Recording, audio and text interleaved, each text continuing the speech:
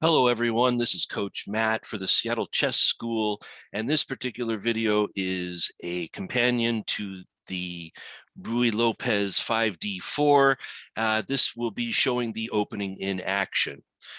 As usual, these games are all my games, where we will not mention who the opponent is, just their rating. All of these games are correspondence chess, so both sides have more than 1 day per move. The first game we will see here, the opponent is rated 1900, and this will show the ideal ending that white is playing for here, namely an ending without any back row pieces, just a straight up king and pawn endgame. And we will see this type of thing in the first game. So we have the exchange Ruy Lopez with d4. And as we saw that this always forces this exchange followed by the queen trade. And after bishop to d7, we achieve our basic setup here with bishop to e3, followed by queenside castling. All right, knight to e7. Now, this particular move, followed by rook ag8, was essentially a main recommendation, and is considered an extremely flexible and coordinated way for black to develop their pieces. However, rook to e8 was not played. Knight g6 is generally speaking a good move in these lines. Knight e5 is a possibility. Knight f4 is a possibility. Knight h4 is a possibility.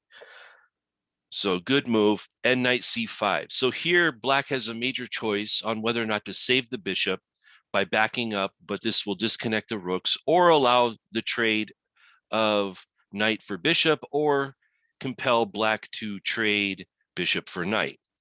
In this game, knight to e5 was played, and this is, like I said, one of the possible moves of this knight. This knight has a couple of strategically good moves in the form of knight c4 and knight g4.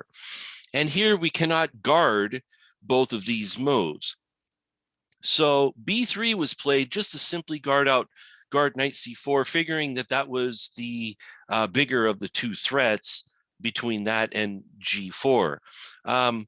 Strangely enough, black did not play knight to g4. I thought that might have been a good move in that position. Knight takes d7, and rook takes. Okay, so this, of course, was one of the goals in white's strategy, as explained in the opening video, where white wants to not only exchange pieces, but if we can exchange off in such a way that the bishop pair disappears, then this gives white even more chances. White now plays f3. So white got just enough time to defend both of these squares so that now the knight cannot move forward. All right, so bishop to a3 is in fact checked. So this forces king to b1. Rook hd8. Okay, and then of course we trade off, and rook to d1 is a very simple move to play. So we're getting closer and closer to our ideal position where it's just a pure pawn endgame. Black agrees to all of this, and this was kind of the point to knight to d7, is that he can now back up the bishop in such a way that if white takes, then black can capture back with the knight and not have to suffer through tripled pawns.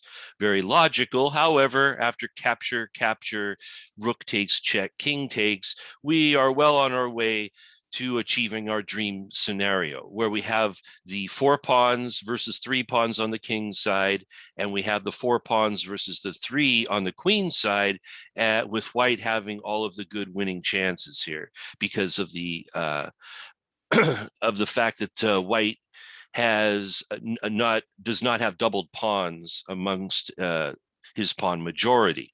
Now, we still need to trade off knights, and luckily for me, the opponent agrees to this very shortly here.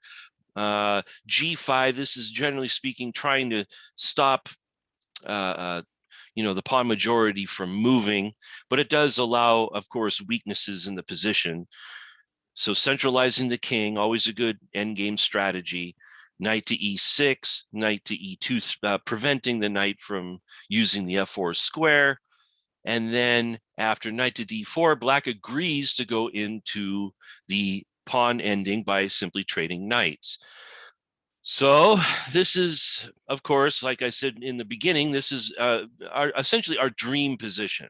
This is what we have been playing for ever since we've traded our bishop for knight in the opening. This is not the most exciting way to win games, but of course, if you still get the win, then the flashiness of it does not matter. One of the great parts about winning games like this is that it is basically without risk. We don't have to suffer through any chances of getting suddenly checkmated. We don't have to bother trying to, we're not going to lose a game in a miniature under 25 moves. And if our opponent is some sort of tactical genius, well, these type of positions, make them use other skills in order to have to, win the game. Nevertheless, of course, with our centralized king and our pawn majority, white has really good chances of winning here. C5 check, king to E3. Okay, logical move. And of course, white will try to get the majority going by going G3, F4, and so forth. C4. So this is a very drastic way to try to change what's going on. Black sacrifices a pawn, but if white wants to win the pawn, of course, the pawn's structure will be ruined on the queen side. Nevertheless, black still has no opportunity to make a queen on the queen side by promoting a pawn, unless, of course, somehow black starts capturing these pawns with the king, and then there will be passed pawns, but there is a ways to go yet. C6. Okay, so maybe not the most accurate move, but I think the idea is, in fact, to try to get B5, king to D4, trying to encourage C5, so that this way, when we back up, suddenly black is starting to run out of moves over here on the queen side. So king to E5. So in order to get rid of this king, we must play G3 and F4. So this is fairly obvious. F4, G4. Okay, so now we have a screen like this, and so we're guarding all of the fourth rank. King to D3 is designed to, once again, try to get black to use up all of their pawn moves, and then we can get on with promoting our majority. So king to E6, E5. Now this does give the F5 square, but white has this really great strategy of just simply going back and forth between D3 and E3 and wait for black to use up all of their pawn moves. And this is what was employed here. King to F5, king to E3. Now here, of course, if the black king backs off, white will simply go into E4, follow it up with F5 with an extremely easy victory. In that position, white can either just come over and collect the G pawn, or try to make their way into D5 and on to C6 and start chomping the queen side pawns.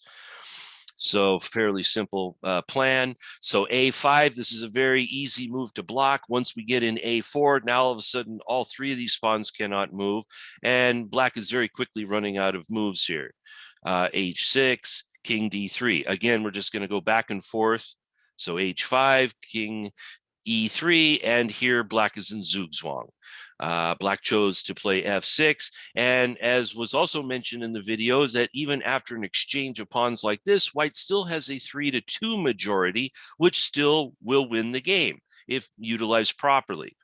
King to E4, just simply grabbing the center, and now white is either going to help promote the F pawn or is going to walk over here and capture all the queenside pawns, which neither strategy will win. King to F4, and here, because the kingside pawns were closer, I played king to G5, and here black resigned. All the pawns are going to fall, and it's a very easy win. So this is what happens when we get our dream situation, where we actually do get to trade off all of the back row pieces, and we did not actually have to damage our pawn structure in any way in order to achieve that. All right, the second game here was against a 1900 player as well, and we achieved this same position: knight c3, castles, bishop to e3, and in this game, black played g6, the old Capablanca Yusupov move. Okay, so here we backed up right away, bishop g7 and castles. And this was recommended in the opening video. Knight to f6. Now, generally speaking, knight to f6 is not the scariest move that black can play because it can easily be combated against with f3. So this way, knight g4 is not possible. Knight to and the e-pawn is firmly defended.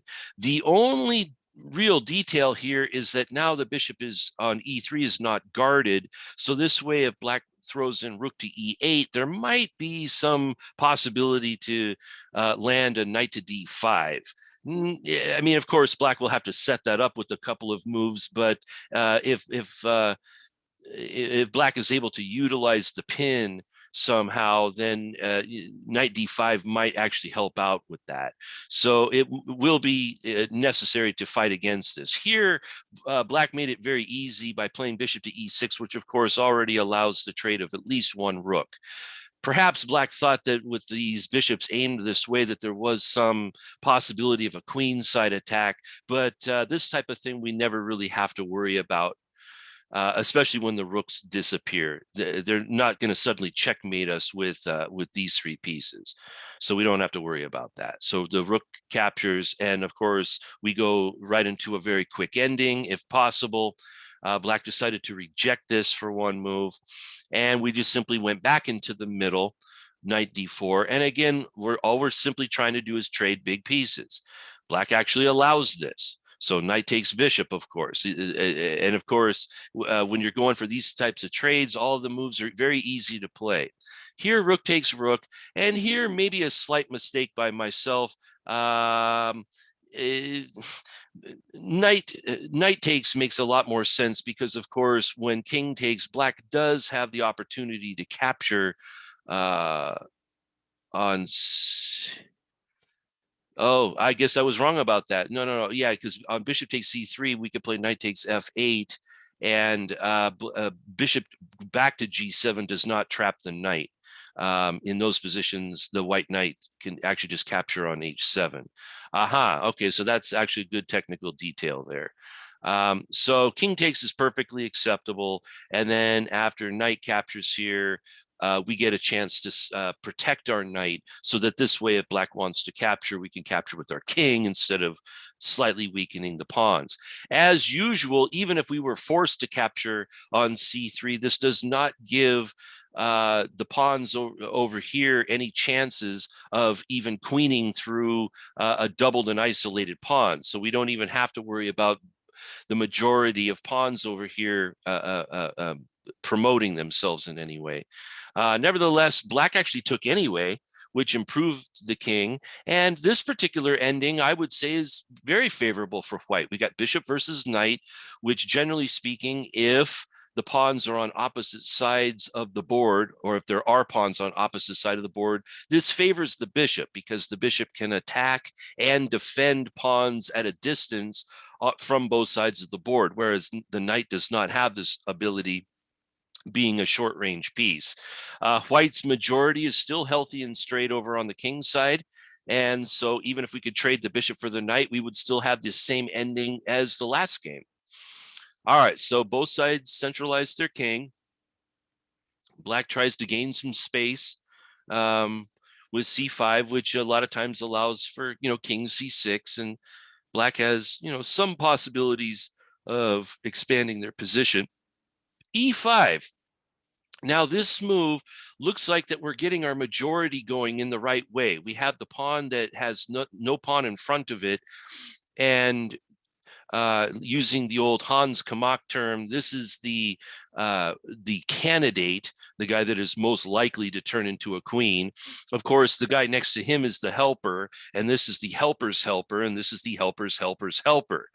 And usually when you're trying to get a majority going, you always want to push your candidate first. This prevents, like, for example, if we end up pushing the helper first, in some cases, we might actually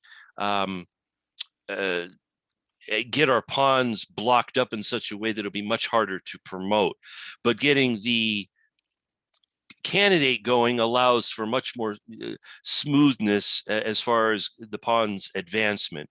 The main reason for the pawn to e5 move is just to simply be able to park the king on e4, which will be very easy to keep there. All f5 checks are met by en passant, so white will have a nice little square there to hang out in when he gets the chance, which is the very next move. All right, so f5. So again, if we want to keep our king here, we must en passant. And here we have 3-2 on the king's side, so we still have good, excellent winning chances here. We got a really wonderful king and a wonderful bishop.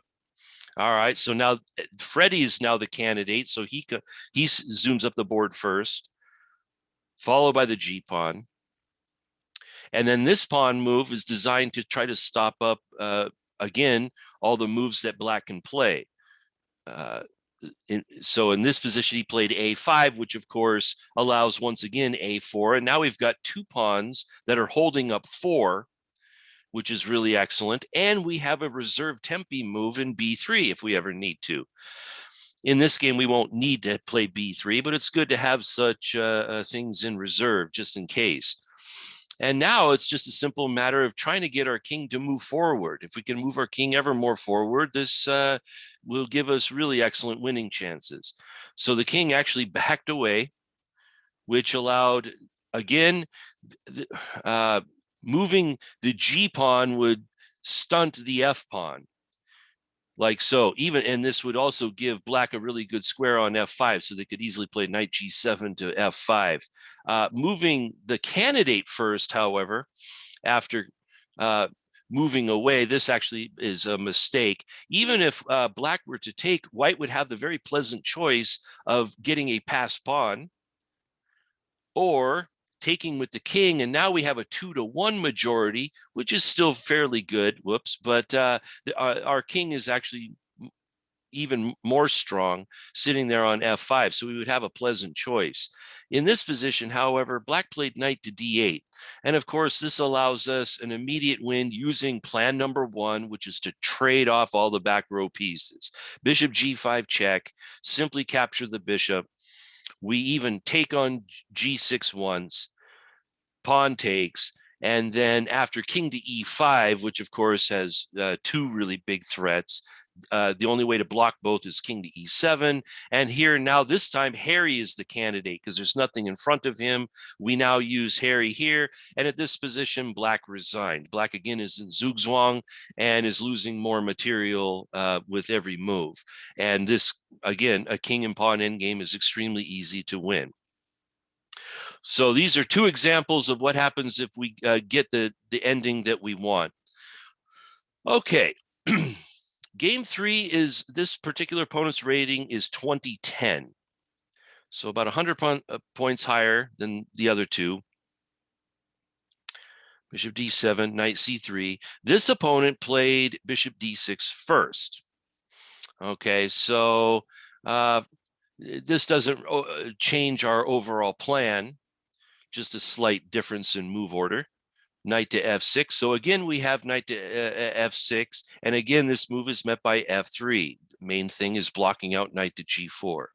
This particular opponent castles short. Now, this is, in my opinion, slightly, maybe even a lot weaker than castling on the queen side. Like I said, the king is an excellent defender to the pawns, and it is good to have the rook posted on the d file. Castling here. So here we have opposite side castling, and it is maybe possible that we can actually do a typical opposite side castle strategy, which is to start shoving pawns up the board. It is not likely that this will lead to some sort of checkmate, though. I mean, without the queens, it'd be maybe almost impossible to set up any sort of mating idea. So here, like for example, even here on h6, g4 might have been a possibility, h4, any of that type of stuff. I chose rook to d2, just sticking with the plan of trying to double rooks in exchange. One of the drawbacks to this plan is, of course, that the bishop is attacking the h2 pawn, so we can't just mosey our rook over to d1 whenever we want to, without having to do something with our h pawn first. It also might have been possible to play something simple like a3 and prevent like a future bishop to b4. There was a bunch of moves here. And what I'm saying here is that maybe rook d2 was not the most accurate. It's just sticking with the same plan that we just did in the first two games. So, maybe a little too dogmatic. But anyway, rook to e8 was played. And so here's one of these situations where the fact that the bishop is unguarded is a factor. So here we played knight to e2. And the idea with this is that if black wants to try to go for the knight d5 stuff, we've actually got two guys guarding d5. So we can actually pick up a pawn for free if we do that. So that's so the goal is to prevent knight to d5. And then on rook to d8, then bishop f4 was played. And this is mostly just to free up the H rook from guarding the H pawn.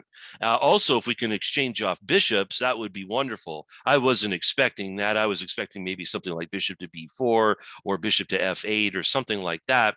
However, the opponent surprised and actually chose to capture. So now that there is no pressure on h2, rook d2 is starting to make some more sense. So thank you for that. Okay, so here was a rook trade was offered and it was rejected. But of course, since we're piling up on this rook, that they have to trade anyway. And now, because of all of this, we actually have temporary ownership of the D file. Wonderful. Knight to D7, probably threatening knight C5 or knight E5. So the knight actually went backwards to guard against that. F6, knight to E2. So here's a phase of maneuvering. The plan is still to trade off all the pieces. But so knight to e2 here. Once we get to f4, we'll have a whole variety of places to possibly be looking at here. King to f7, knight to f4, knight to e5. This offers a trade. Well, let's go back to plan one, shall we? Knight takes check, pawn takes. Now this is a very interesting trade because we still have a 4-3 majority, but now we don't have a clear candidate anymore. As a trade-off, however, black's pawn is now isolated. So this should give us some more chances in the end game. So knight to d3, just simply putting pressure here. King to f6, good move. So now black suddenly has a good king.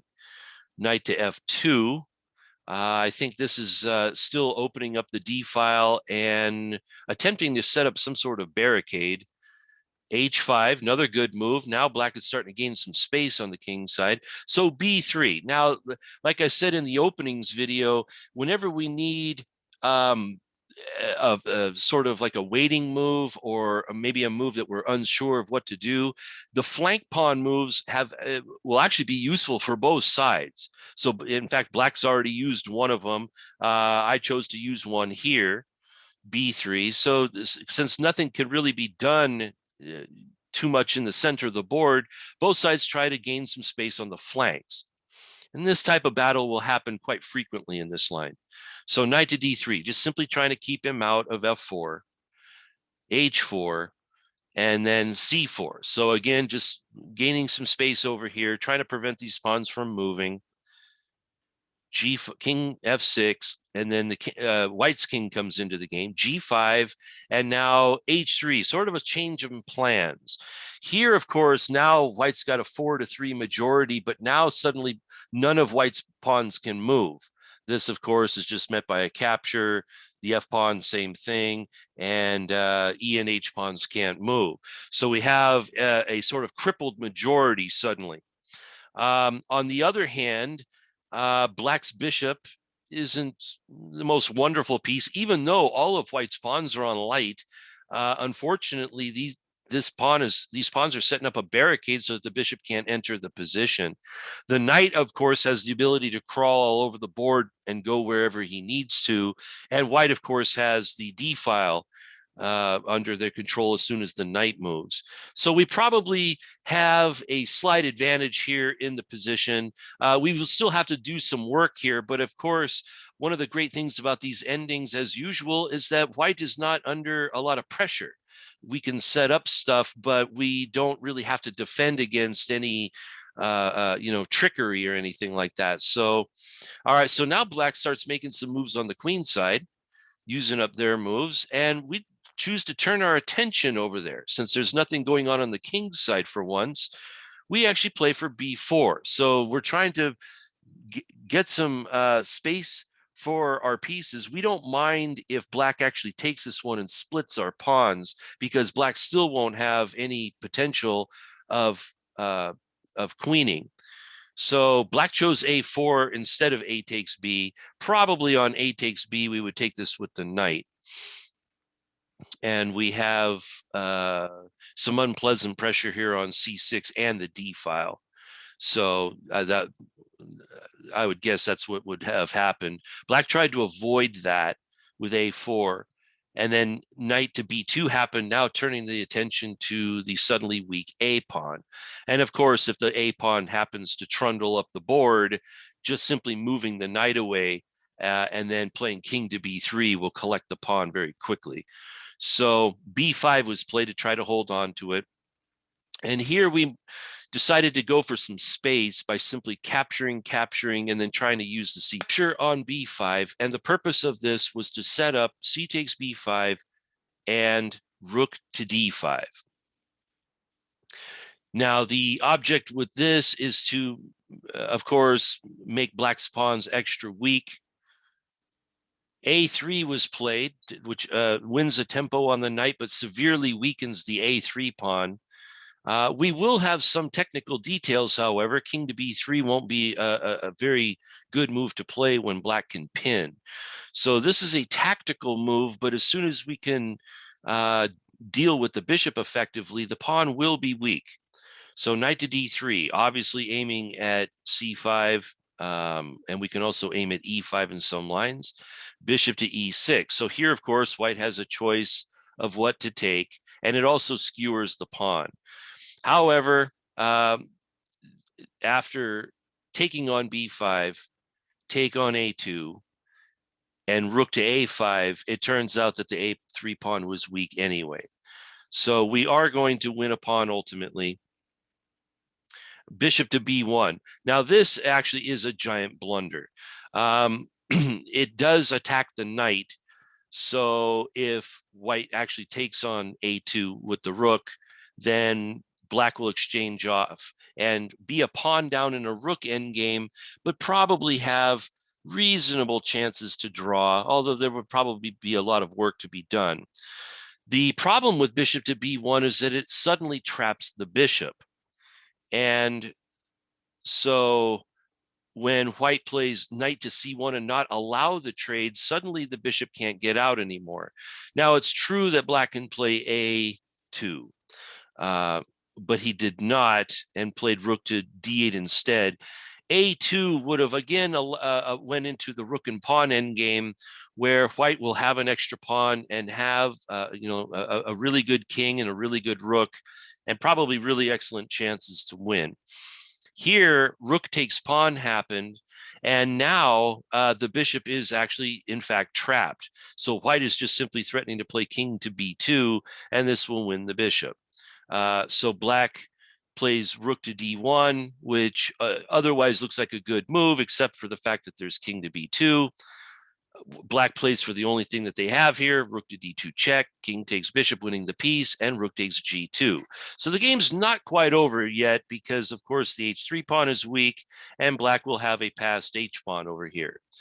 So I have to do something very quickly here. Rook to c3. Purpose of this move, of course, is just to simply capture the pawn and promote the b pawn. Very simple plan.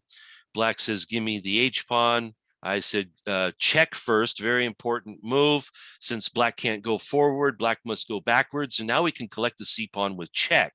So we win a tempo there. King to d6, winning the tempo back. And then rook to c3. So this cuts the king off and guards the f pawn. Now, of course, the h pawn can be captured. So we now have to deal with that. Go pawn, go. The rook the rook could have gotten out of the way, but he plays g4, another good move, because of course if pawn takes pawn, then rook takes rook. Nevertheless, we just ignore this and play go pawn go. He captures, and we ignore this too with b7. And suddenly black realized that if rook to f8, then suddenly rook to c8, and will threatening to queen with check. So even though black has a queen making factory over here, it's way too slow. So instead he tried his hand with rook takes rook, and the b pawn scored a touchdown. The rest of this is just trying to be careful. Queen to g8, forking these two pieces, but then on king to d6, queen to d5 was found, and this forced resigns. The problem is that whether the king goes to c7 or e7, queen takes e5 is check, and it will pick up the rook. So this also was an endgame win, but not a pure king and pawn endgame. All right, so the next opponent is rated 2000, and we again achieve the normal position, or the main battle array here. And in this game, black played the immediate knight e7, which again, if the knight is planning to go to g6, this is a perfectly good plan, and we can move our dark square bishop later on. Okay, this does not change our overall plan. c5. Okay, so this is a interesting combination of moves. So of course here the knight must move away, and I talked about in the opening video where in this position white can either go to b3, f3, or e2 depending. So this game white goes to knight f3.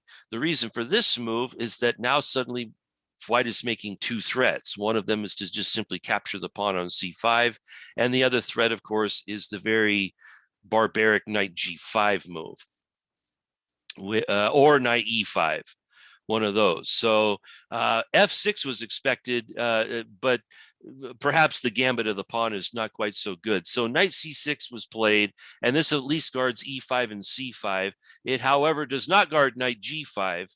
Now, of course, this is not the win of a pawn here, because, of course, black has bishop to e8.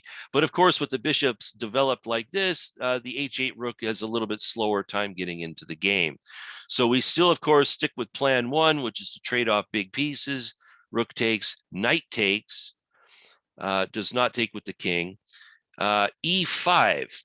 Now, e5 is again clearing the e4 square. The last time we saw e5, it was clearing the square for the e4 for the king.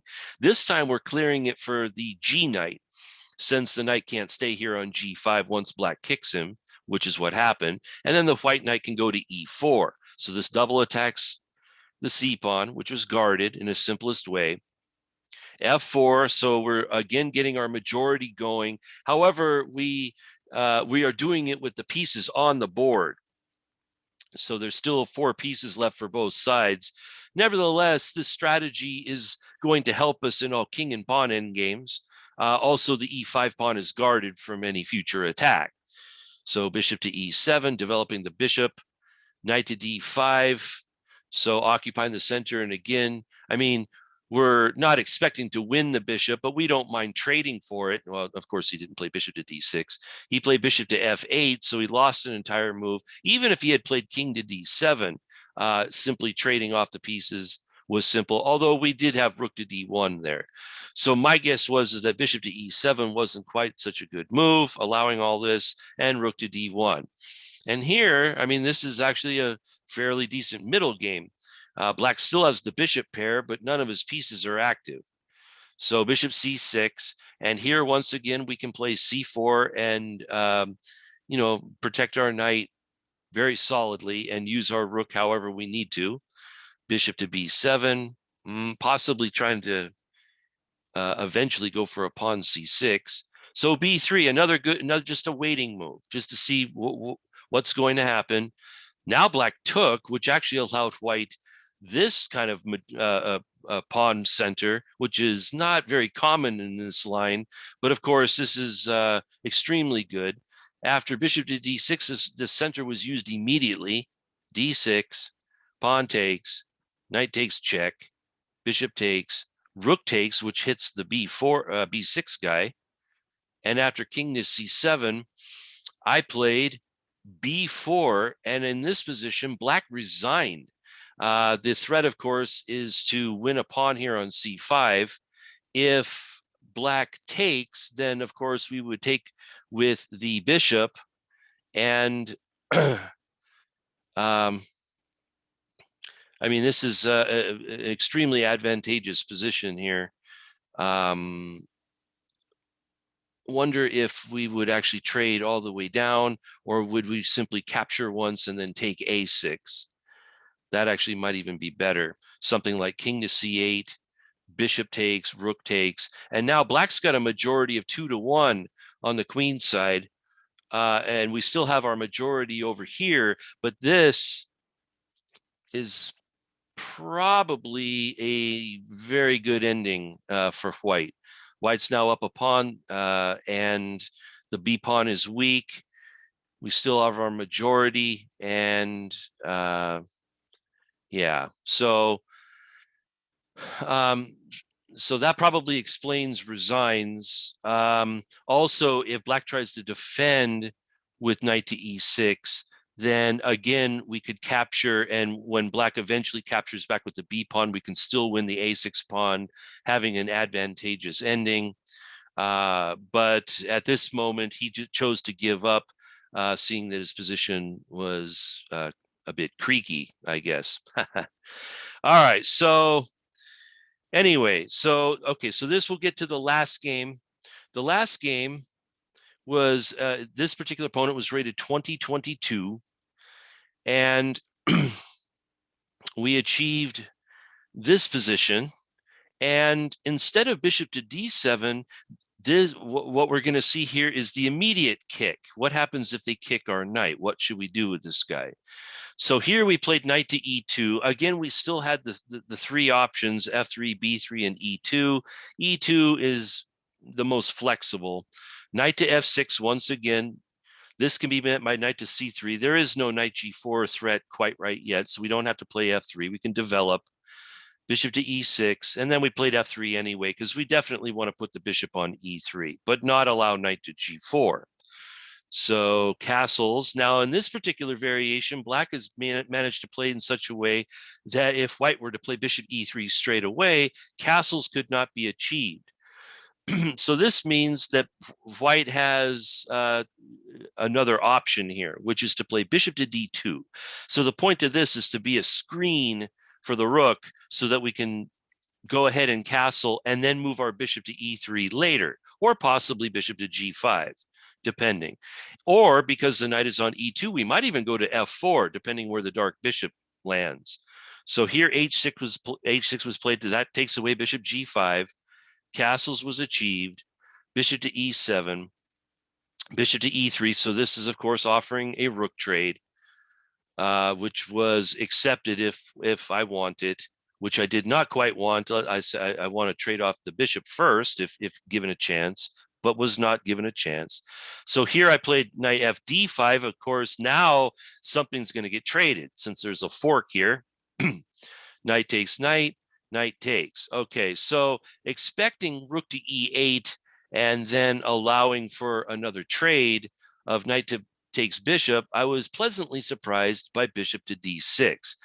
Now, as mentioned before, normally the d6 square is a really excellent post for the bishop. Unfortunately, because the rook is here and the bishop is blocking this rook, it turns out bishop d6 is a tactical mistake. The point is that white now has knight takes b6 check. And if black captures this knight, that will undermine the bishop, and black will lose a pawn with this combination. He does, in fact, go for this. And even though black is down a pawn, this is an opposite color bishop endgame. So it is possible that black actually has really good drawing chances anyway, in spite of losing a pawn. Nevertheless, white is on the sunny side of this position and can continue to play in normal fashion for a while here. Bishop c6, and this, of course, allows for the trade of rooks. Now, and it does seem that maybe bishop f4 might be a little more dynamic than just the brute trade here, but that's actually what happened. Trade, trade, trade, trade, and go right into this end game. So opposite colored bishops, white's got the extra pawn. The pawns on c5 and b6 make for some nice targets, and neither of these guys can move for a little while. So, we might have some small chances here. Nevertheless, I'm pretty certain that with absolutely perfect play, this is probably a draw. But like I said, since white is up a pawn and has all the chances to grind out a win, I suggest we at least try to do so. Now here I played b4, so immediately targeting the b6 and c5 pawns. And of course, if the c pawn moves, then bishop takes b6 is check. And if black does nothing, then of course, b takes c is going to win a second pawn. Okay, so black is basically forced to capture here. White captures with check. King moves out of the way, although probably moving towards the center with d7 and e6 was better. Bishop to a5. Okay, so here, expecting to win this pawn fairly easily, suddenly black starts making some good moves. Bishop to b5, all of a sudden threatening bishop to f1. And if they get time to play bishop to f1 and the g pawn moves, then all of a sudden bishop to g2 is a little hard to deal with. So king to d2, immediately trying to deal with this in a direct way. So now if bishop to f1, pawn g3, bishop g2, king e3, and we can defend the pawn. But black actually played bishop to c4, another good move, because now this pawn is going to be lost by force, and suddenly black will have a passed pawn here on the A file. So after capture and capture, that's exactly what happened in the game. White now has a passed pawn, a passed C pawn, and black's got a passed A pawn. White still has the majority over there on the king's side. And it's just a question of whether or not white can prevent this pawn from moving and whether or not white can activate the king. So the king tries to get activated first. Bishop to e6, go king, go. Black plays g6, which is getting a pawn off of the dark squares, but it is loosening a few squares over here. So we tried to use them right away.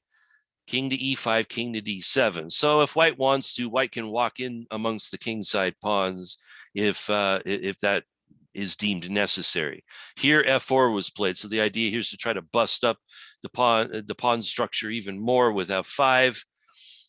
Black gets out of the way with this, with bishop to a2, g4. So here comes the majority. Bishop to b1 attacks the c pawn.